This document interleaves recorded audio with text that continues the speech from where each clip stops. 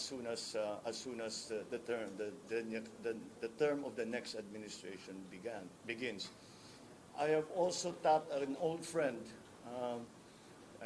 who also was formerly in this position, Arce Balisacan, who was our former NEDA, and I've asked him to return to NEDA. I've worked with him extensively in the time that I was governor. We have very similar thinking in that regard. Kaya't malakas ang loob ko. I know he's very competent. I know his policies are policies that will be to the betterment of our country and for employment, for the development of the economy.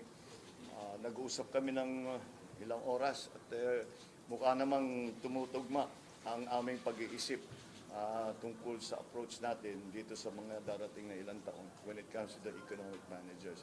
I know that siyempre ang punot dulo talaga na susunod na administrasyon is the economy. Kaya alam ko yan inaabangan na talaga ninyo. Allow me and maybe a few more days for me to be able to announce formally who will be part of the labor sector is going to be very much part of any redevelopment and recovery of the economy. So that's part of it. NEDA, obviously. Sa NEDA, having come from governor, sabi ko dapat ibalik natin yung primary function ng NEDA. NEDA, you have to remember, is the National Economic Development Authority.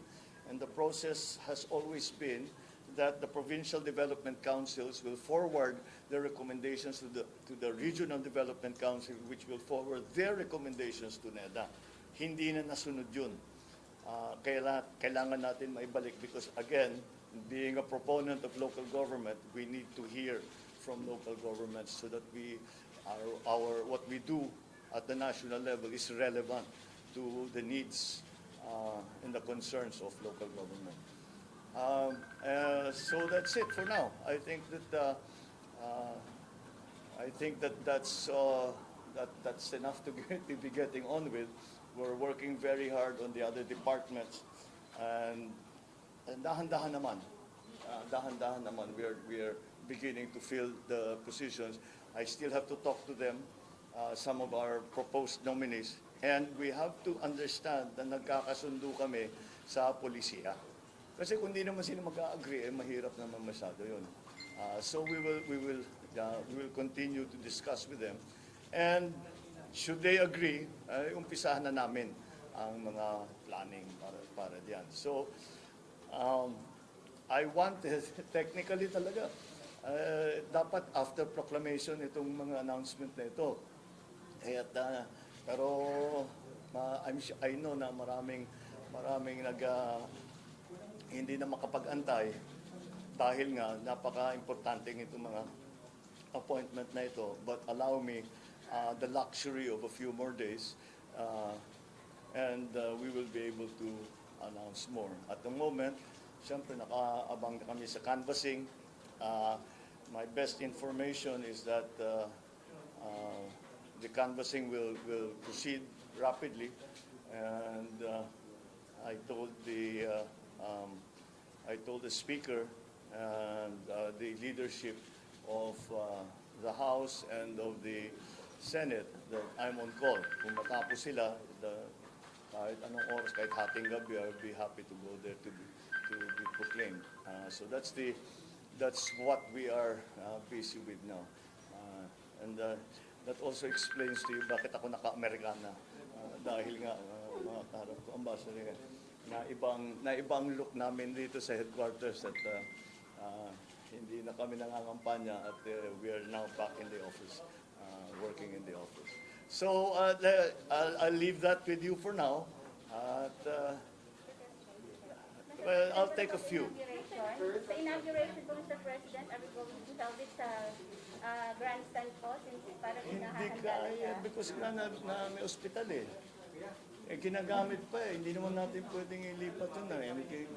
Kailangan pa daw dun. po yata ng Manila government and even the DPWH Secretary Roger Mercado, parang kanina sinabi niya na. No, I don't think there's any need to go to that. But yun lang, we're now looking for an alternative. We, So out na po yung grandstand. I think for now, unless something will change radically, we cannot use Quirino Grandstand. I would have, mas maganda para sa akin, gusto ko doon, dahil yan ang tradition eh. Pero marami talagang pinalitan yung pandemic. Wala tayong magagawa. Under your administration, will the Philippines participate in the Indo-Pacific Economic Framework? Yes, we talked about that. Can you discuss more about Yes, we are very much involved. We are very much involved, and we are considered very much an important member of that aggregation. So some of the elements of the Indo-Pacific Regional Treaty are going. We spoke about with the different ambassadors, most specifically with the American charge. So yes, we will be involved in that. Sir, House Majority Leader has said that. I'm sorry. House Majority Leader Romualdez has said that. I'm sorry. I'm really. Hello, sir. House Majority Leader Romualdez has said that a stimulus measure is among your top priority legislation. Yeah. For the incoming Congress, sir.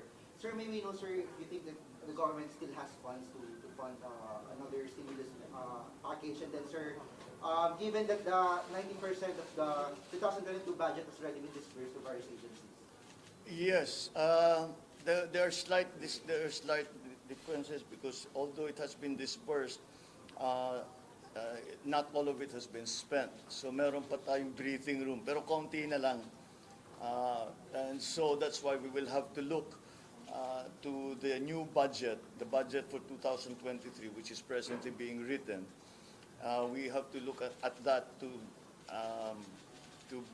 find sufficient funds for the things that we want to do. Kasi talaga, basically, move some public expenditure away from non-investment expenditures to more investment-led expenditures.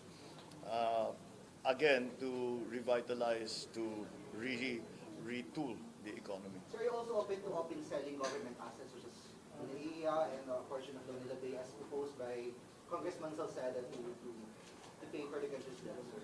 I'm always very wary of selling government assets. So as a matter of principle, I'd rather not.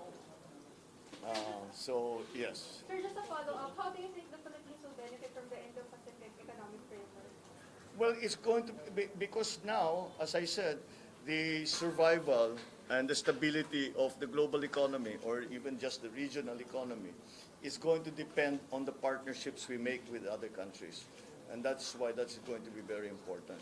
We have to open as much of the economy as we can to trade. And that's where these kind of treaties come in. Okay, thank you. Thank you, sir.